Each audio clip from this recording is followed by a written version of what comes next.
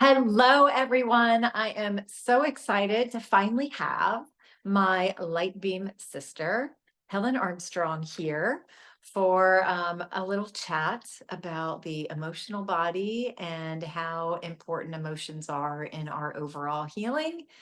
Helen is an amazing, amazing energy healer, intuitive, medium. She works with plants for healing and all kinds of gifts, which she's going to talk about here in a little bit. And we're going to talk about how we can empower you on the emotional front. So, yay! I'm so happy finally. We've been talking about this for probably 8 months, at least since the beginning. So, welcome. Thank you. Thank you so much for having me. I'm excited to be here. Yeah, so why don't you share a little bit more about your story and how the heck you got into this specialty on emotional healing? So I grew up in a very traditional British family where it really wasn't appropriate to have emotions. It wasn't appropriate to emote in general. It was very much of a stop crying, sit down, be still, you're too loud, you're too much. And I really think I was a bright, vibrant child that slowly started to shrink and shut myself down and do what was quote unquote appropriate. That seems to be the big word we keep using. So I was born in England. We moved to the US, had a very, on a piece of paper, a very normal childhood. But I would also say I was hugely emotional and massive empath and had no idea. So it wasn't until I was about 40 years old that I discovered what an empath actually was, and the light bulb went off. Ding, ding, ding, ding, ding. Like that is who and what I am. So an empath for I was just gonna what is an empath, Helen? So an empath, for those of you that don't know, are people that take on and feel other people's emotions. So if you walk into a room and you immediately are like, oh, I feel like I'm going to be sick, or somebody in here is, I feel sad Or anxious, overwhelmed. Oftentimes those are not even our emotions, and we're picking them up from other people or situations, situations. Yeah. As well. Yep. Yeah. And you can pick them up from the collective consciousness. So right now is a perfect example. We just passed the election, but running up until the election, most of us felt the anxiousness and the anxiety, the anger, the frustration, the different, sides we're feeling before election day. So I would feel those emotions intensely, but not know that they weren't mine. So I think I thought I was either a little bit crazy. And I did wind up with some diagnoses. I had an eating disorder at 12. I was anorexic. And then that shifted into bulimia with exercise. So I would binge and exercise nonstop. And then that turned into binge eating disorder. All while trying to maintain my composure, be a good girl, go to school, get good grades, go to college, get a job. So I think just a lot of coping mechanisms that served a purpose at a time, but then got out of balance and kind of really made me sick and ill.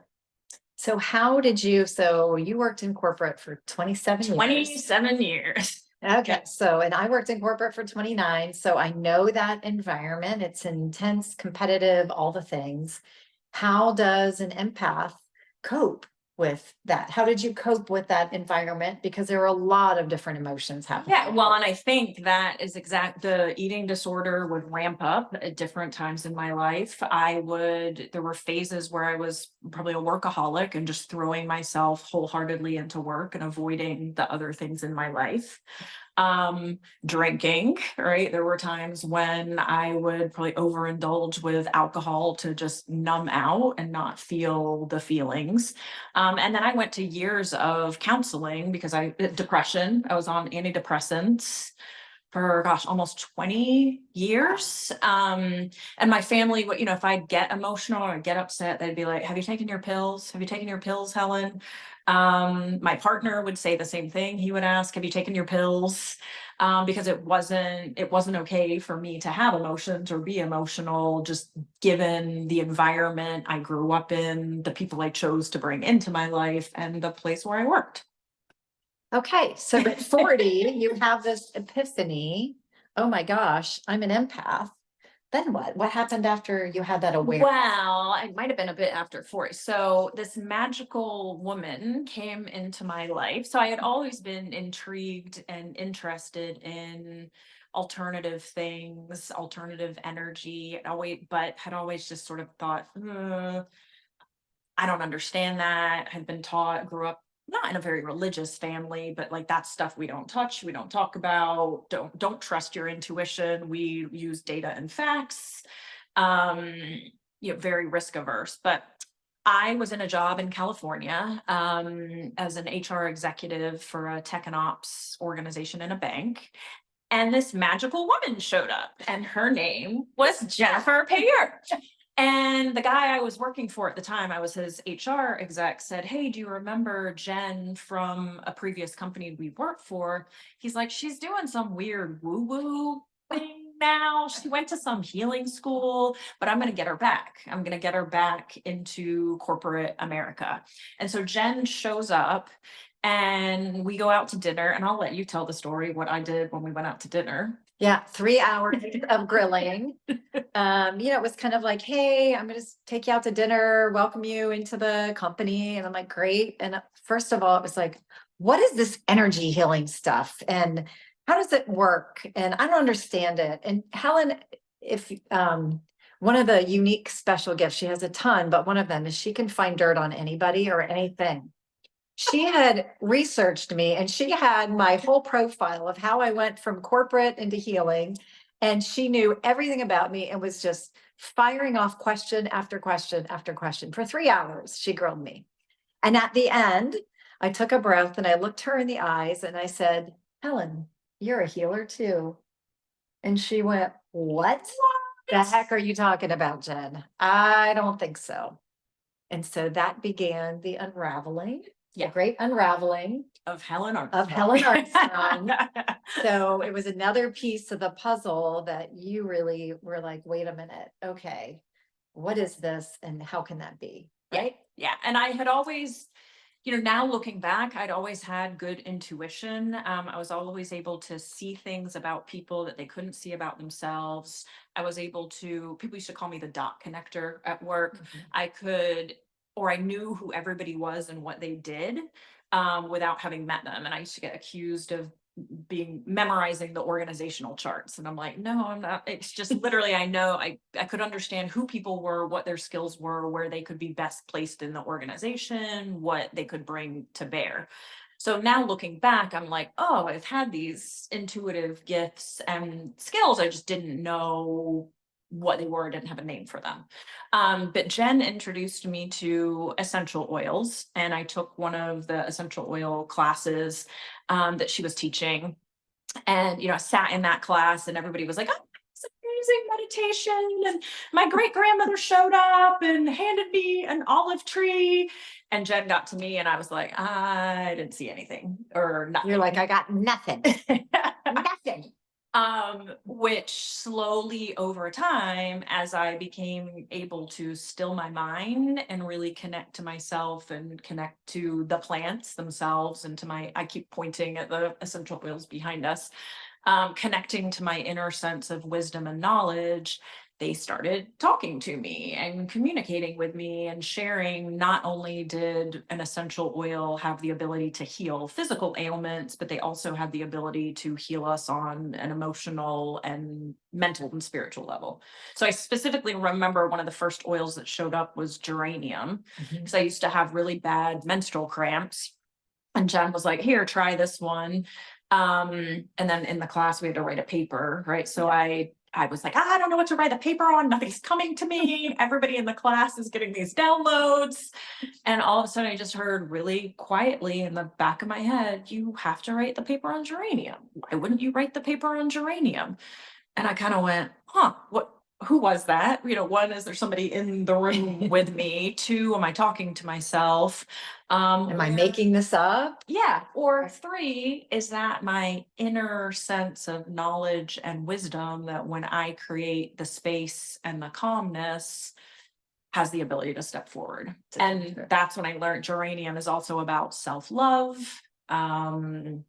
A heart warmer, it's aligned to the heart chakra. So it all made perfect sense that that's really what I was lacking in my life at the time, was loving myself, embracing myself, and had really just been shutting myself down to fit in this corporate environment, in my family environment, and to be appropriate.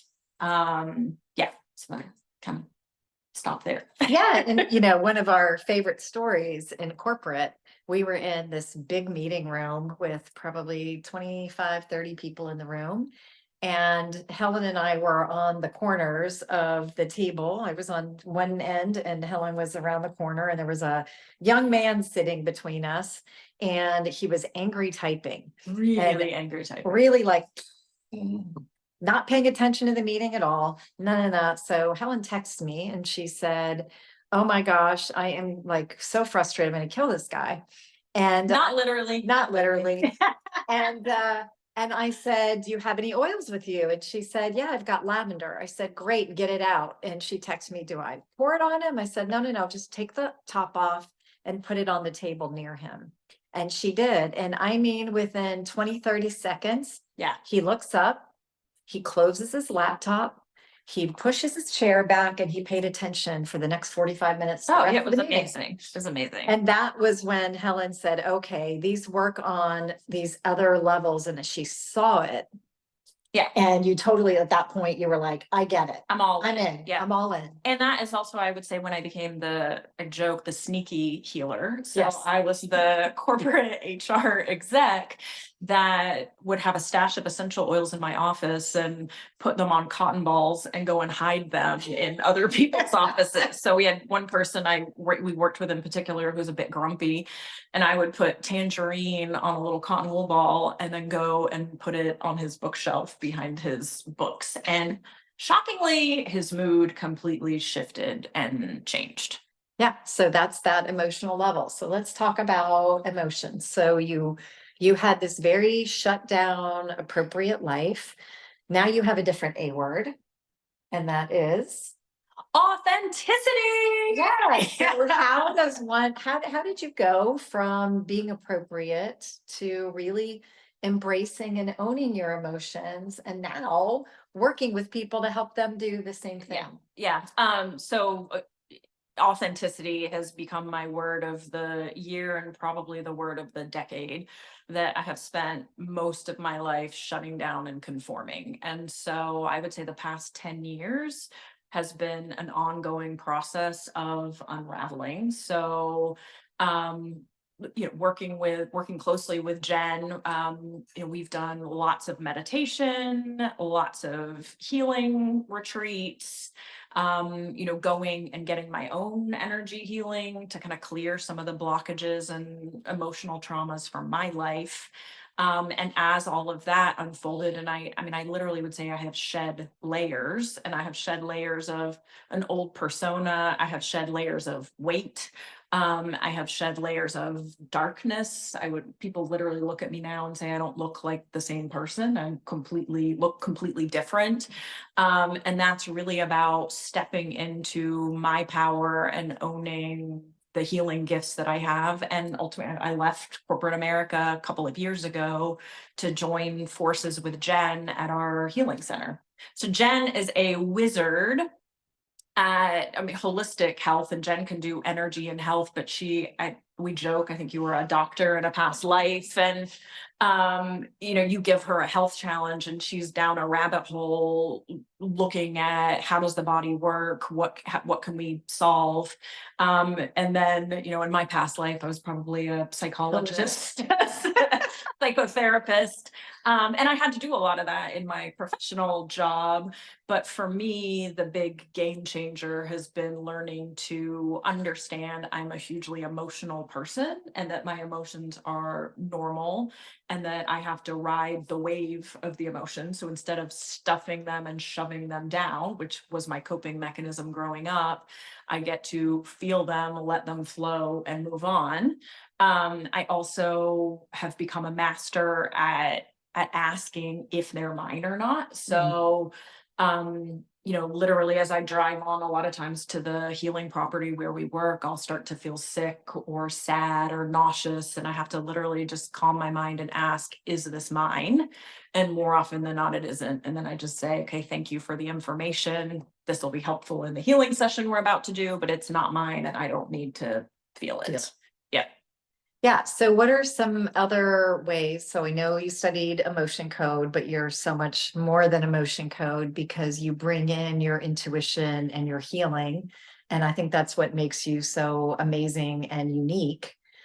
So, you're not just doing something according to a plan or a book or anything like that. So talk a little bit about how you help others access those emotions and release their emotional trauma. Yeah. So I've studied and trained in lots of different modalities and bring them all to bear. So the emotion code is kind of the starting off point, which is all about how do we trap and push down and store emotions in our body. And there's a technique for releasing them. But I've also studied a lot of shamanic practices, journeying, soul retrieval. It took a class that Jenn went to Barbara Brennan School of Healing and studied for 4 years. I used some of those techniques. Learning to tap in and follow my guides. I have guides that are very clear on go here, go there. I also use sound healing. So that was kind of a Yeah. I have a couple of questions. So go ahead. Explain what a soul retrieval is. Yep. So a soul retrieval is typically when we have a traumatic event or something happens to us. It could even just be an onslaught of emotions. If something is too overwhelming for us to process in that moment, a piece of us literally fragments off and spins up and out of our body. So it's like, I can't take this. This is too much and I'm out of here.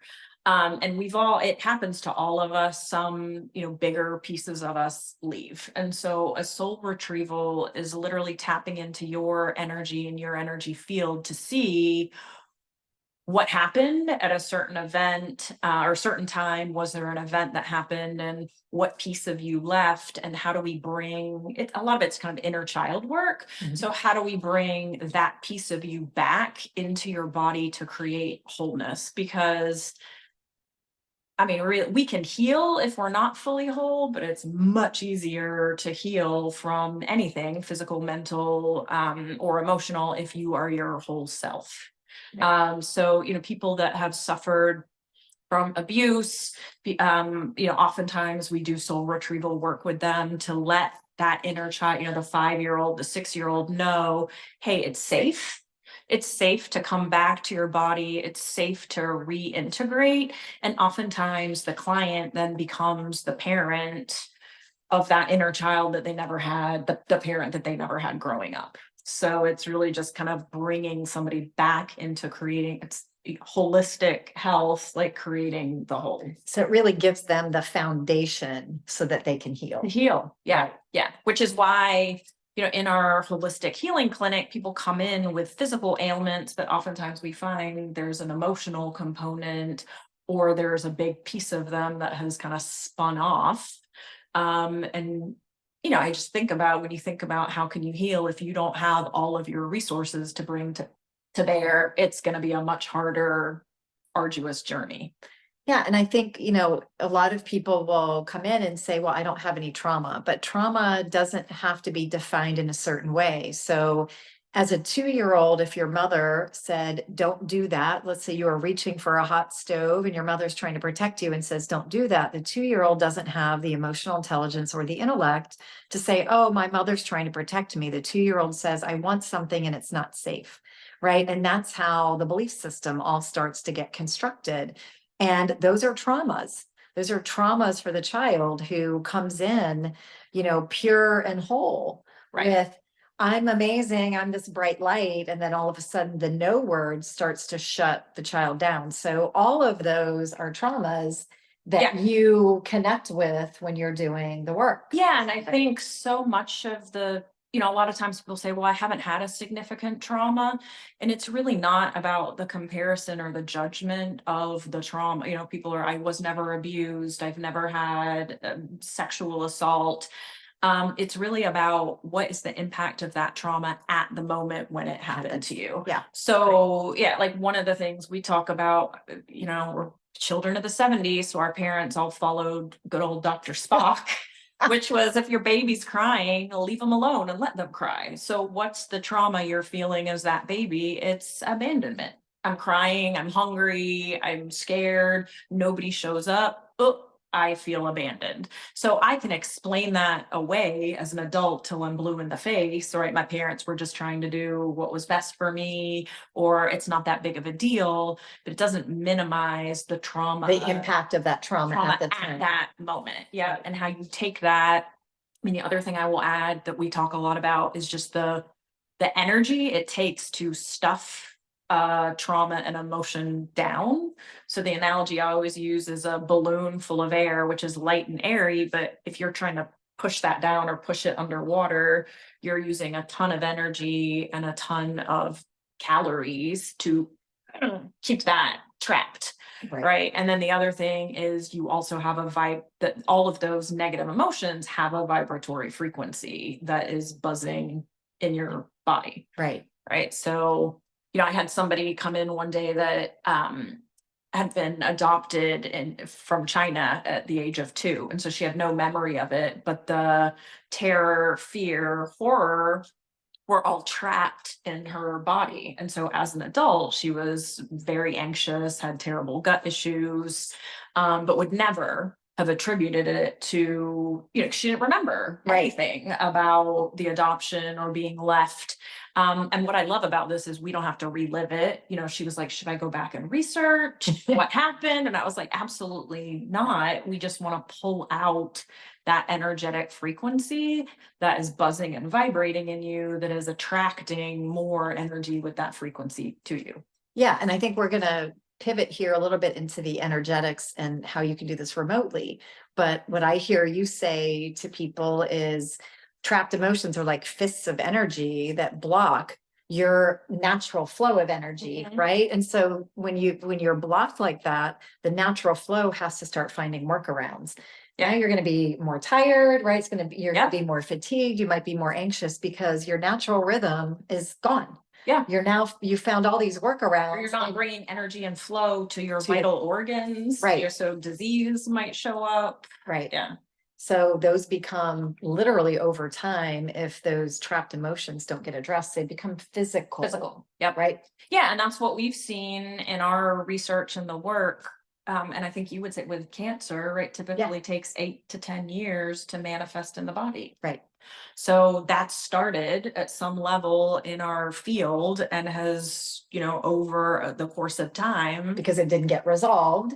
Manifested in a physical issue. Yeah. And one of the things I love about the emotional work is that, it often takes something physical to get our attention, right? Yeah. So as you said, this woman who didn't remember anything, but she came in because something kind of physical was going on, right? And so then you can unravel it and go back. So let's talk about energy. So you can work with people remotely, and you do. Yeah. So how the heck does that work? Well, I mean, we are all energetic beings. So I always start with that we are, was it 99.99999% energy. And that energy, travels time. There's no time space constraint. So I can literally use muscle testing initially to kind of tap in and connect to people as a surrogate, and test to see which emotions are trapped. And then for me, I'm getting direct messages from spirit, source, guides, and they certainly are not constrained by physical space or time. So, for me, a lot of times the remote healings are just as impactful, if not more impactful, than when somebody's physically here in person, because we can tap into more and Well, and I think just there's an explain. inherent bias when you see somebody, Yes. right? Because you can see somebody and you can already a little bit tell what's going on. But when you don't see them and you're working remotely, you don't have that constraint or that Right. bias. Yeah. Yeah, and we can do remote sessions. Like a lot of times I'll use Zoom, and then sometimes even go off camera if I'm going to do other energetic work, so that they can relax and just receive the energy. And more often than not, people are like, "Oh, I felt something. I felt a tingling, or I felt a wave of relief wash over me." Those kinds of things. And so you also do sound healing. One of the things that was probably one of my favorite stories of Helen is she said, I all of a sudden am channeling this voice. I don't know where it comes from. Don't ask me to sing anything. And I said, well, you should record it. And the first time I heard it, I had chills all over my body. I started crying. So tell us about that. How did you discover that? I mean, I really attribute that to the unraveling. Well, as women, we oftentimes have issues with our throat. It's the throat chakra. So it's all about using our voice, speaking our truth, Receiving? receiving from others. It's why so many of us have thyroid issues. For me, anytime I get sick, my lymph nodes get swollen in my throat and my neck. So this is definitely my kind of source of, hey, you're out of balance.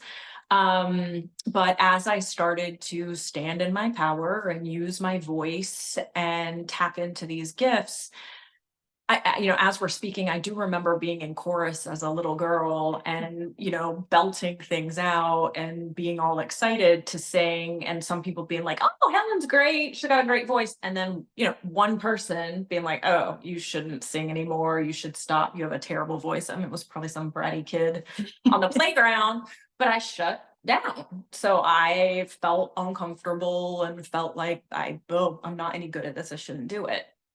So literally it was in an energy healing class that Jenn was leading, and we had a client on the table, and I was like, oh my gosh, it was sort of this rumbling within me of like, oh, I'm supposed to sing, and I don't know what's gonna happen. And it just came out. And Jenn is spot on. If you asked me to do karaoke or sing a song, it would not be good. But it's literally Oh, channeled. it's divine. It's divine. And it just comes through me and up out of my throat. And what I found is I will use my voice, sound bowls, and tuning forks to shake up energy where there are blocks. So dissolving blockages and things that are stuck, or even things that are attached, because their dark energy can attach. So it's kind of shaking things up and getting it out. And then also using sound and frequency to bring in light and zhuzh up to use. We like to use We the word like that word. zhuzh, to zhuzh up the energy in the different energy centers. Okay, awesome. So what are 3 things that you recommend to the audience that they can do to have a better emotional health and to release some of these trapped emotions? Are there things they can do on their own? Is it better to work with a practitioner? What are some things Yeah, that folks can do? Well, I'll start with the working with somebody else, because I just had this, the joke we make is that we at least try and shower every day. Mhm. And so we should also be clearing our energy every day. So I'll talk about a couple of ways that people can clear their own energy. But then sometimes, like you go to the hairdresser, or you want to get a deeper clean or a deeper conditioning or a deeper treatment. It may be beneficial to find a professional or somebody who does this for a living, who can help you tap into and clear things that maybe you are blind to or don't necessarily see or unaware of, or can help get the juices flowing in you using your intuition to be able to clear things. So, if you have the opportunity to work with, somebody who uses techniques like the emotion code or energy healing, I would highly recommend it. I think you would agree, most people that leave the healing set look like different people. Yeah, they look 10 years younger. Their eyes are bright. They're, just lighter in general. Yeah. So if you have the opportunity to do that, great. And then clearing your energy every day. So one of the practices we employ is, at night, literally using the mantra of, I release and send back any energy that I've picked up throughout the day. I release it back to the person that gave it to me, or I release it back to the earth, and you can see, light showering over you or water showering over you. Sometimes I work with little kids and I say, like, take off your backpack. So you have a backpack where you've accumulated other people's, pebbles of other people's emotions. Take off your backpack and leave that at the door. So whatever, feels right to you, it's the intention of envisioning that coming off you. And then calling your energy back. So a lot of what we do, especially, is give energy to other people. We do it here at the Healing Center. We do it with our families. So calling your energy back to you. But we always add, you want to call it back clean and clear. So I do not want the muck and the gunk that, I gave you my energy to hold, Right. and now you're giving it back with a bunch of gunk on it. I don't want that. I want it clean and clear. So was that two? Maybe that's three. 3 is, the essential oils and plant stem cells, but there are really good essential oils for clearing and cleansing energy. White sage is probably the one that most people know. Frankincense is great for protection. I use that a lot. Eastern white cedar we use for kind of clearing off anything that does not serve me and does not belong to me. So those are great ones. So what about some plant stem cells? What would you recommend for the emotional? For emotional clear, I love California poppy is one I use regularly for just calming my nerves, calming the mind chatter. Passion flower is another one, a great one for connecting to your intuition and to your emotional self. Lemon tree, I love so I get excited about them. Lemon tree is a great one for just a mood enhancer, like uplifting. If you think about the juicy lemons and how they attract light and vibrancy, lemon tree is literally bringing that into your body. So that's great if you're depressed, sad, even addiction issues, lemon tree is phenomenal. So we are in a time where we're all carrying these backpacks around. I love that analogy. I think that's a great one, of emotional turmoil, all the things. And now is the time to do this emotional work, because we've got the energy, got a higher vibration on the planet now. So it's easier to remove that backpack and release things. Yeah. How can people find you? So we are in person. We are here in Charlotte, North Carolina. I keep saying we because Jen and I do this together. And for those that I keep looking at her, which you wouldn't know if you're just listening. But www.divinehealthalliance.com. We're on Instagram, we're on Facebook, and we are now on TikTok. We're getting hip and cool and trying to use social media. But the best bet is probably the website. And people can book in person and remote on the website with you. Yep. And so we've got the emotion code sessions and energy healing sessions, probably merging those things together in the coming future, because more often than not, I wind up using multiple techniques with people to just kind of go where the energy flows and what we're being called to do in the session. Awesome. Thank you. Any last words? Just thank you for one. Jen and I jokingly call each other light beam sisters. We did an astrological reading together, and the woman told us we literally came in on the same light beam, which feels super fitting. This woman brings so much joy and vitality and life into my life. So thank you for coming and finding me in California and waking me up. And yeah, I just wish everybody emotional health and the ability to know that, we all have emotions. Those are normal things, and there are ways to clear them from ourselves, and that we don't have to carry such a heavy load all the time if we know, we have the opportunity to clear them. And our perfect blueprint is wholeness. And that is really who we are innately.